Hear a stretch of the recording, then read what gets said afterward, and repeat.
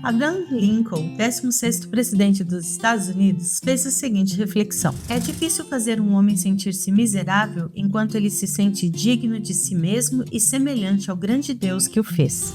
Ser filho de Deus não significa viver uma vida livre de problemas. O remanescente de Judá enfrentou inimigos hostis que estavam determinados a fazer com que eles parassem de reconstruir o Templo de Jerusalém. Eles teriam que escolher: desistir ou confiar em Deus. Construa é o tema da lição dessa semana.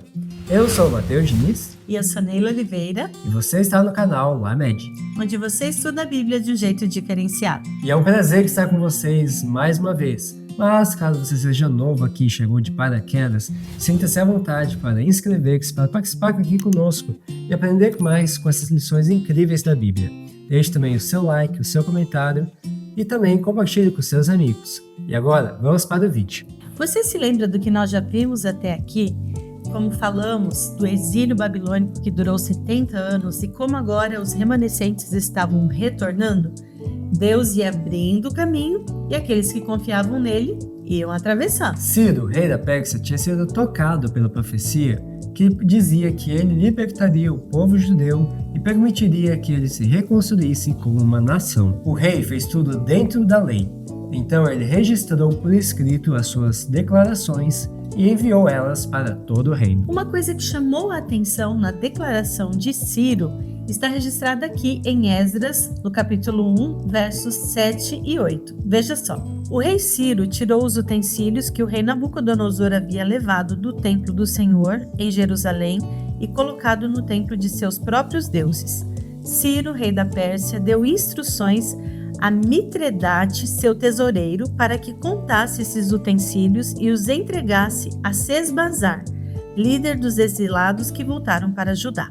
Você tem ideia de quantos utensílios foram no total?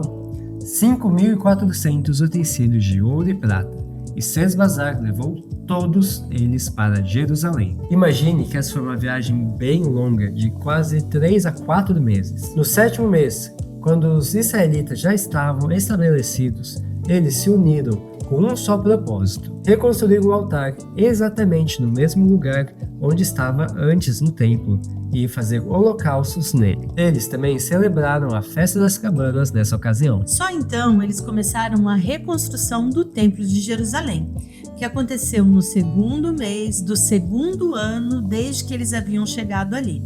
Zorobabel assumiu uma função muito importante.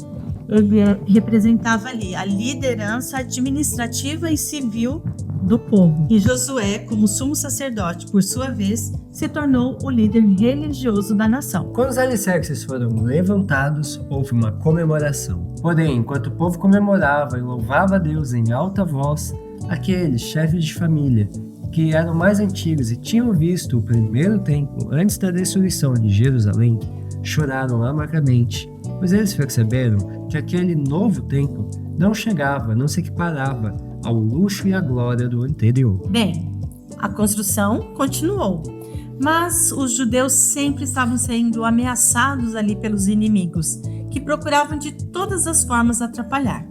Primeiro os samaritanos, que eram idólatras e que queriam participar da reconstrução. Depois, os habitantes da região, que ficavam botando medo neles ali, ameaçando. Teve de tudo: suborno, mentira, cartas de acusação, relatório negativo a respeito deles para o rei Artaxerxes. Foi uma confusão. Os inimigos chegaram a escrever na carta enviada ao rei que o povo judeu era um povo rebelde e causaria muitos problemas e que não pagaria os impostos, as taxas e os tributos. Sugeriram então que o rei verificasse os registros passados. O rei fez exatamente isso. E o que ele verificou?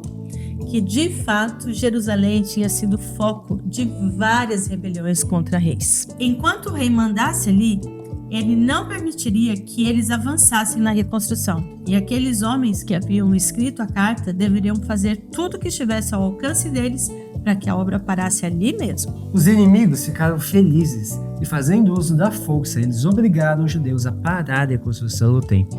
E nós lemos isso aqui na Bíblia. Assim, a obra no templo de Deus em Jerusalém foi interrompida e ficou parada até o 2º ano do reinado de Dario, rei da Pérsia. Nesse tempo, Deus levantou os profetas Ageu e Zacarias, que animaram Zorobabel para que continuasse na reconstrução do templo. Deus estava com eles e eles não deveriam ter medo. Tatenai, que era o governante de uma província ali a oeste do rio Eufrates, e mais alguns oficiais se incomodaram ao verem ali a reconstrução acontecendo e foram tirar satisfações e saber com permissão de quem eles estavam construindo. Os judeus foram honestos e contaram toda a sua história para eles, a sua desobediência a Deus, as suas consequências, o exílio babilônico e, finalmente, a permissão que o rei Ciro deu a eles para retornar e reconstruir o templo de Jerusalém. Então, aqueles homens escreveram uma carta para o rei Dario, contando tudo o que havia acontecido. E sabe o que Dario fez?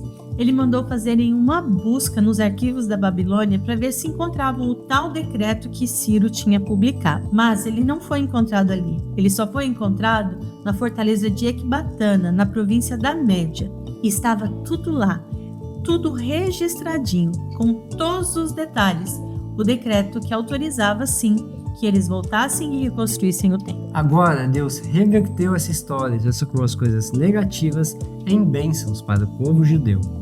Veja só o que Dario respondeu a Tatenai. Decreto que ajudem esses líderes dos judeus a reconstruir o templo de Deus.